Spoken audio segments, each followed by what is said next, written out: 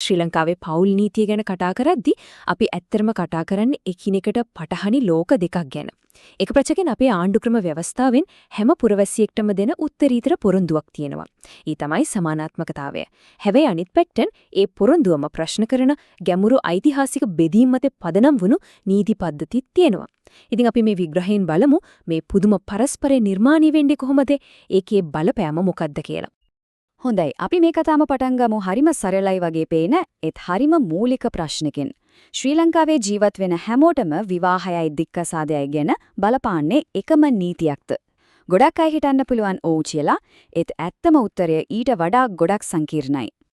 ඒකට හේතුව තමයි ශ්‍රී ලංකාවට පෞල් ජීවිතය සම්බන්ධයෙන් එකම නීතිපතක් නැති එක.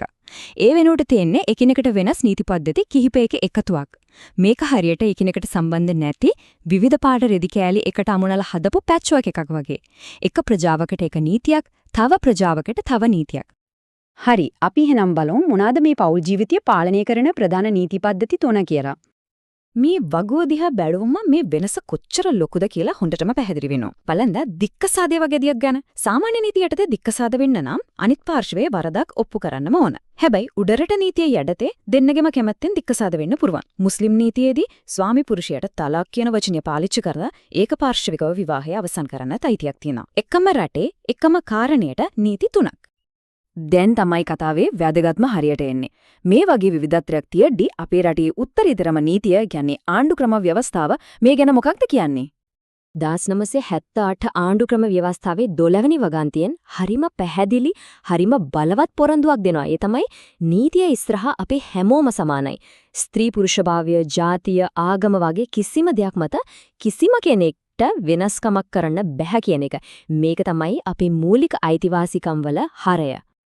හැබැයි මේ සමානාත්මතාවය ගැන දෙන ලස්සන පොරොන්දුවත් එක්කම ඒකේ බලය සීමා කරන විශේෂ ව්‍යතිරේකයක් එහෙමත් නැත්නම් කොන්දේසියක් තියෙනවා. ඔව් ඒක තමයි මේ 16(1) වගන්තිය.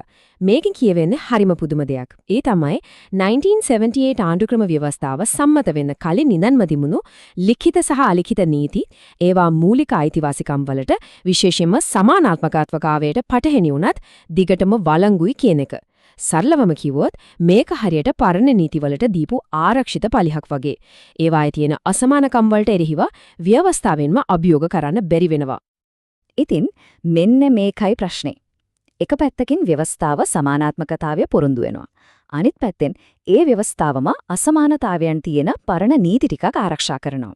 මේක තමයි අපි මුලින් කිව්ව නීතිමය පරස්පරය. පොරොන්දුවයි යථාර්ථයයි අතර තියලා ගැටුම. හොඳයි.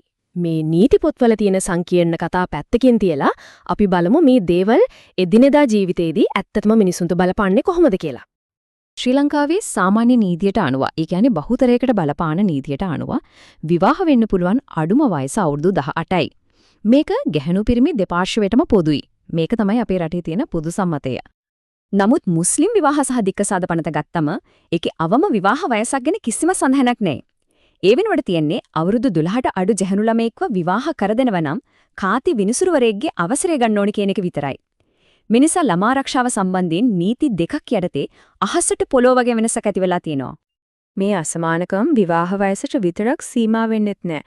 උදාහරණයක් විදිහට මුස්ලිම් විවාහයකදී මනාලිය තමන්ගේ විවාහ ලේඛනයට අත්සන් කරන්නේ නෑ. ඒ වෙනුවට ඇගේ පුරුමි භාරකරු, ඒ කියන්නේ වලි තමයි අත්සන් කරන්නේ.